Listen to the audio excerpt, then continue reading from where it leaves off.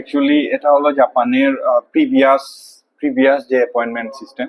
এটা এখানে দেখা যাচ্ছে যে আগে অ্যাপয়েন্টমেন্ট নিতে হলে আপনাকে জাপানের এমবাসির যে মেইল আছে এখানে, এই মেইলে জেপিএন ভিসা অ্যাপ্লিকেশন লিখে এই ডিটেইলসটা দিয়ে নাম, application, email ID, Emirates ID, number of application এগুলা দিয়ে তারপরে মেইল সেন্ড করতে হয় প্রতিদিন সকাল 8টা থেকে 10টার মধ্যে। তারপরে অ্যাপয়েন্টমেন্ট পেলে এমবেসিতে অ্যাপ্লাই করতে হয় জাপানের টুরিস্ট ভিসা, যেটা আগের কথা বলতেছি।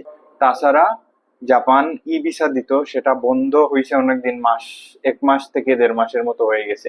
এখন বর্তমানে জাপান টুরিস্ট ভিসা দিচ্ছে, ই ভিসাও দিচ্ছে, বাট বিএফএস এর আন্ডারে। তো সেক্ষেত্রে আপনাকে অবশ্যই বিএফএস এ অ্যাপয়েন্টমেন্ট নিতে হবে। চলেন আমরা যাই বিএফএস এর ওয়েবসাইটে, যেখানে জাপানের অ্যাপয়েন্টমেন্ট নিতে হয়। আপনি যেই সিটিতে আছেন ওই সিটিতেই, আপনি সৌদি হোক, বাহরাইন হোক, দুবাই হোক, কুয়েত হোক, ওমান হোক, আপনি ওই দেশের বিএফএস এ লগ ইন করে তারপর একটা অ্যাকাউন্ট খুলে লগ ইন করে নেবেন। লগ ইন করার পর এই সার্ভিসটা আসবে। স্টার্ট অ্যাপ্লিকেশনে ক্লিক করার পর যে সিটি আছে এখানে শো করবে। এখানে দুবাই আছে, আবুধাবি আছে। যারা দুবাইয়ের রেসিডেন্স আছে তারা দুবাই থেকে বিএফএস এ জমা দিতে হবে। যারা আবুধাবির রেসিডেন্সি আছে সেক্ষেত্রে আবুধাবিতে অ্যাপয়েন্টমেন্ট নিয়ে তারপর বিএফএস জমা দিতে হবে। চলে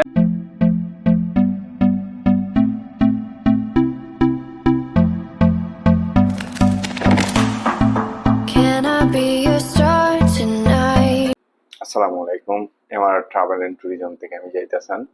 অ্যাকচুয়ালি বিগত কিছুদিন থেকে জাপানের ট্যুরিস্ট ভিসা, যেটা দুবাই থেকে বন্ধ করে দিয়েছিল, যেটা ই ভিসা হতো জাপানে আগে, তো রিসেন্টলি 1 থেকে 1.5 মাসের মতো হলো জাপানের ট্যুরিস্ট ভিসার যে ওয়েবসাইটটা, এটা সাসপেন্ড করে দিছে জাপান।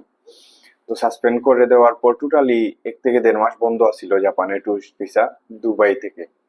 তারপর রিসেন্টলি এই সপ্তাহের প্রথম দিকে আবার নতুন করে জাপানের ট্যুরিস্ট ভিসা ওপেন করে দিছে জাপান ইমিগ্রেশন, যেটা আগের মতো না। আগে তো ই ভিসা হতো, জাপানের ট্যুরিস্ট ভিসা হতো।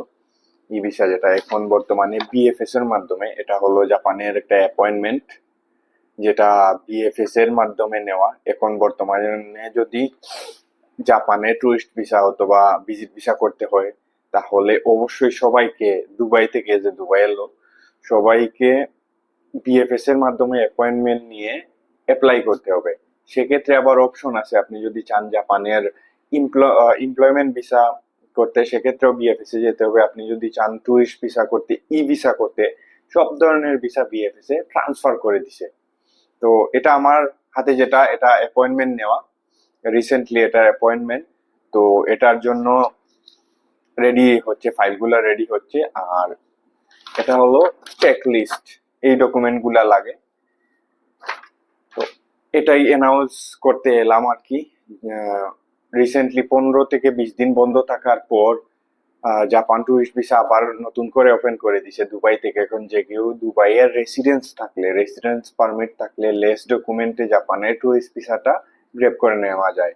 যদিও যদিও ই ভিসা বন্ধ করার আগে অনেকগুলা ভিসা করছি জাপানের, আমরা অনেকগুলা ভিসা করে দিছি। অনেকে জাপানে আছে, ওখানে থেকে গেছে, থেকে গিয়ে ওয়ার্ক পারমিট করছে।